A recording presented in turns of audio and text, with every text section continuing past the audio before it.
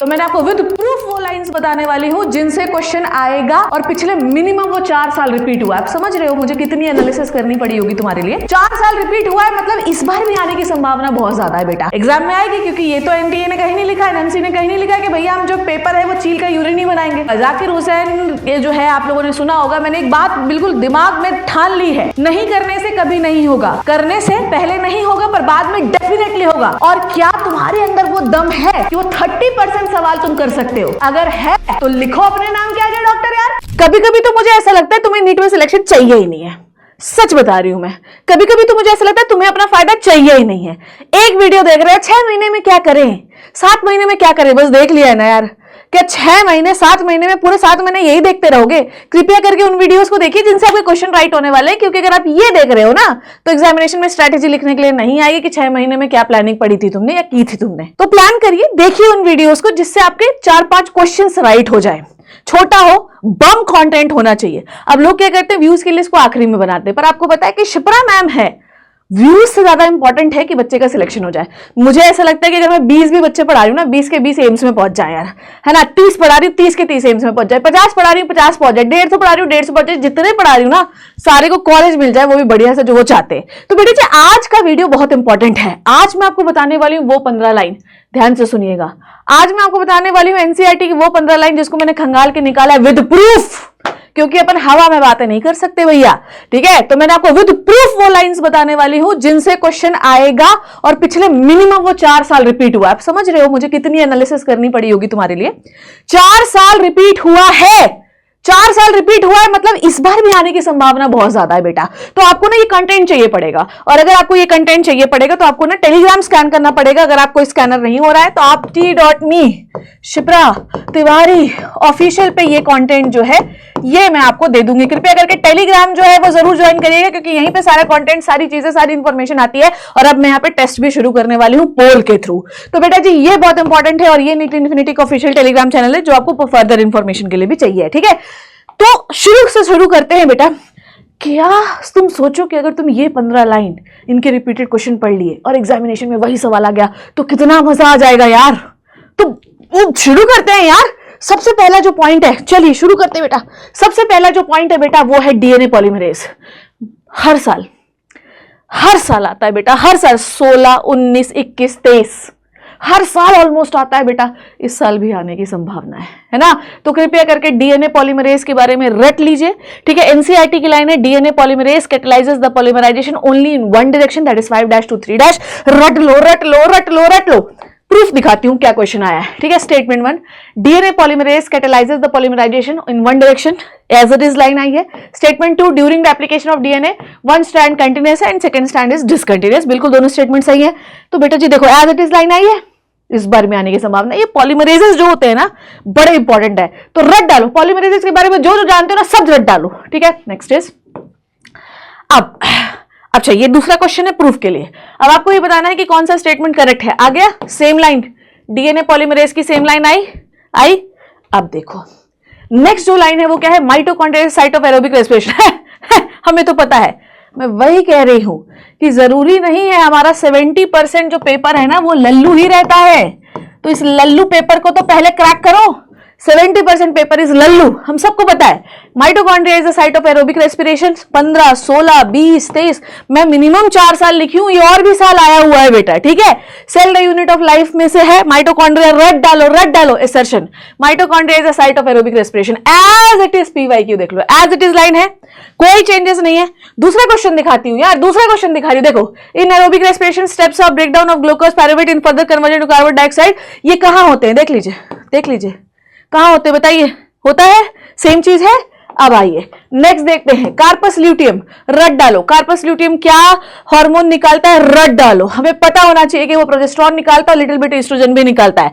अब मेंटेन क्या करता है, एंडोमेट्रियम मेंटेन करता है ताकि प्रेगनेंसी जो है वो एटलीस्ट 3 महीना बैलेंस करे, क्योंकि 3 महीने के बाद जो प्लेसेंटा है वो अपना रोल ले लेगा, ठीक है। ह्यूमन रिप्रोडक्शन से है 17, 19, 21, 23।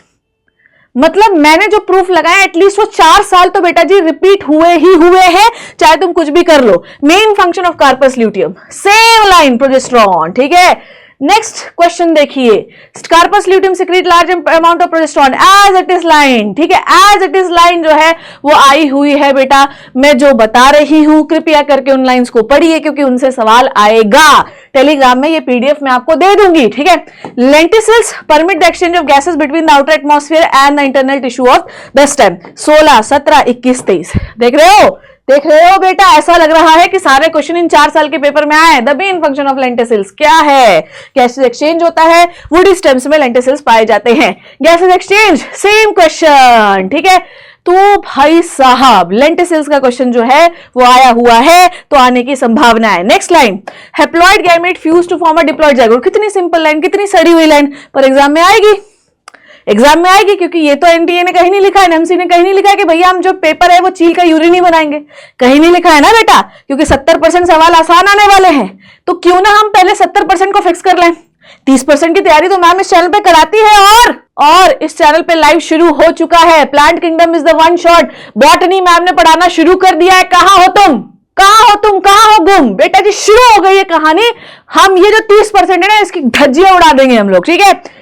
15, 16, 21, 24 में भी आया haploid gamete fuse to form a diploid zygote. Question देख लीजिए, zygote is a single cell, ठीक है, 2 हैप्लॉइड सेल फ्यूज होते हैं 2 डिप्लॉइड सेल में, ठीक है। बताइए 2 हैप्लॉइड सेल जब फ्यूज होते हैं तो 2 डिप्लॉइड सेल बनती है। हालांकि गलत है पर लाइन तो सही है ना, लाइन तो सही है। नेक्स्ट क्वेश्चन देखिए, ईच एल्विलाई, पता नहीं क्यों एनटीए को इस वर्ड से बहुत प्यार है, लव है एनटीए का एल्विलाई, लव प्यार है, पता नहीं क्या ही है कि एल्विलाई से इतने सवाल देते हैं, ठीक है। 16, 18, 20, 22, 16, 18, 20, 22, इसका मतलब ये है कि ये 24 में आया होगा और अब 26 में आएगा। मतलब आप देख रहे हो कि ऑल्टरनेटिवली एक साल छोड़ के आया, मतलब डेफिनेटली 26 में आने वाला है, ठीक है। क्वेश्चन देखते हैं, स्टेटमेंट रिगार्डिंग द, देखिए भैया एल्विलाई के बारे में सीधा पूछा गया है क्वेश्चन में, ठीक है। आप देखो कहां गैस एक्सचेंज होता है, एल्विलाई में, ठीक है। तो मैंने प्रूफ के साथ ये लगाई, मैंने नहीं बनाया question, this is PYQ, paper download करके क्वेश्चन ढूंढने में ना मेरी ऐसी की तैसी हो गई है बेटा। और करो बेटा, है ना, क्योंकि करने से ही होगा। जाकिर हुसैन ये जो है आप लोगों ने सुना होगा, मैंने एक बात बिल्कुल दिमाग में ठान ली है, नहीं करने से कभी नहीं होगा, करने से पहले नहीं होगा पर बाद में डेफिनेटली होगा। सो करो, क्या पता उस दिन आपके ऊपर ईश्वर इतना मेहरबान हो कि आपको वो सीट मिल जाए जो आप चाहते हो। तो बेटा काम करो। चलिए भैया, each kidney nearly 1 million of nephron, कितना सिंपल स्टेटमेंट है, पर 15, 17, 20, 23 और इस बार 26 में 26 में आने की संभावना है, ठीक है। Structural and functional unit of kidney is nephron, ठीक है। Large amount of functional unit is called nephrons, ठीक है। तो as it is line NCERT जो है वो पूछ रही है। Seminal plasma contains fructose, calcium and certain enzyme, कहां से उठाया गया है? ह्यूमन रिप्रोडक्शन से। 16, 18, 21 और 23 देख रहे हैं, मिनिमम तो 4 साल रिपीट हुआ और भी हुआ होगा, ठीक है। Which one of the following is not consistent of the seminal plasma, आपको पता होना चाहिए, दैट इज स्पर्मीन, ठीक है। Next is which of the following provide the nutrition and activate the sperms, ठीक है, that is the seminal fluid का fructose, ठीक है। Next is RBC is devoid of nucleus, 15, 18, 20, 22 alternate हो रहा है हर साल, ठीक है। तो आपको पता है कि आरबीसी के पास न्यूक्लियस नहीं होता to accumulate the more haemoglobin, ठीक है। Which one of the following organism have oval and nucleated RBCs, ठीक है। अब आपको पता होना चाहिए कि हमारे पास तो है ही नहीं, है ना, हमारे पास तो होता ही नहीं है। मैमेलिन आरबीसी इन्यूक्लिएटेड होती है। सेम क्वेश्चन आया, नेक्स्ट देखते हैं। ओहो जल्दी से आ जाओ, फटाफट से देखो। नेक्स्ट क्वेश्चन है the light reaction occur in grana of chloroplast, कितना सिंपल सवाल है। आप इन सारी लाइंस को देखिए, क्या आपको ऐसा लगा कि ये लाइंस आपसे नहीं बनेगी? पर इट्स ऑल अबाउट टेम्परामेंट, है ना, it's all about the temperament into the examination. बेटा आता हुआ सवाल हम कैसे गलत करके आ सकते हैं, ये ह्यूमन बीइंग की ही कहानी है। ओके तो मैं आपको तैयार कर रही हूं कि सिंपल स्टेटमेंट के लिए रेडी रहिए, बहुत टफ पढ़ने मत जाइए, सिंपल भी आएगा सवाल, ठीक है। Photosynthesis in the higher plant 16, 18, 21 और 23 में ये सवाल आया हुआ है। Which part of the chloroplast does the light reaction, कहां पर होता है? ग्रेना में होता है। Light dependent reaction, photochemical reaction और फोटोसिंथेसिस कहां होती है? ग्रेना में होती है। Codon is a sequence of 3 nucleotide that codes for amino acid 15, 17, 20, 23, ठीक है। तो ये वाला कोडोन पे पूछा गया है, एयूजी कोड के बारे में पूछा गया है। The number of base pair polypeptide chain 3 amino acid है। Number of base pair coding for polypeptide chain with the 300 amino acid would be. तो आप देख रहे हो कि जेनेटिक कोड, इसका मतलब ये कि genetic code is the important topic. Genetic code एक इंपॉर्टेंट टॉपिक है, तो किस चीज का इंतजार कर रहे हो भैया? पढ़ना शुरू करो, इस चैनल पे हमने पढ़ाना बॉटनी शुरू कर दिया है। Pollen grain shed of 2 cell stage in 60% of angiosperms. 15, 18, 20, 23 में आया हुआ क्वेश्चन है, ठीक है। सेंटेंस है, at the time of pollination pollen grain of the flowering plant contain, same चीज कितने सेल का गिरता है। In angiosperm pollen grain are shed off, same statement आया है, देखो सेम स्टेटमेंट आया है, ठीक है। CO2 is the major greenhouse gas, कितनी सिंपल लाइन है इकोलॉजी से, 16, 18, 20 और 23 में आया हुआ है। Which of the following is the major greenhouse gas, ठीक है। Major contributor to the greenhouse effect is carbon dioxide, ठीक है। Stamen are attach to the petal is the epipetalous condition, morphology से 15 में, 17 में, 20 में और 23 में आया हुआ है। एपिपेटलस कंडीशन, स्टेमन किससे अटैच होते हैं, पेटल से अटैच होते हैं। Identify the floral condition on the स्टेमन fuse with the petals, epipetalous कहलाती है। मतलब एपिपेटलस, मॉर्फोलॉजी में एपिपेटलस, एपिसेप्लस, ये सारी चीजें जो है हमको पता होनी चाहिए हैं। एसिटाइल कोलिन एक न्यूरोट्रांसमीटर है जो सिनेप्स में रिलीज होता है, 16, 18, 20, 23 में आया हुआ है, ठीक है। अब देख लीजिए एसिटाइल कोलिन क्या है, न्यूरोट्रांसमीटर है, ठीक है। तो ये हो गई हमारी 15 लाइन, है ना। वो 15 लाइन जो मिनिमम 4 ईयर रिपीट हुई है। तुम्हें मुझे कमेंट में बताना है कि ये सारी 15 लाइन तुम्हें आती थी, बिल्कुल आती रही होंगी क्योंकि इसमें मैक्सिमम चैप्टर मैं आपको पढ़ा चुकी हूं।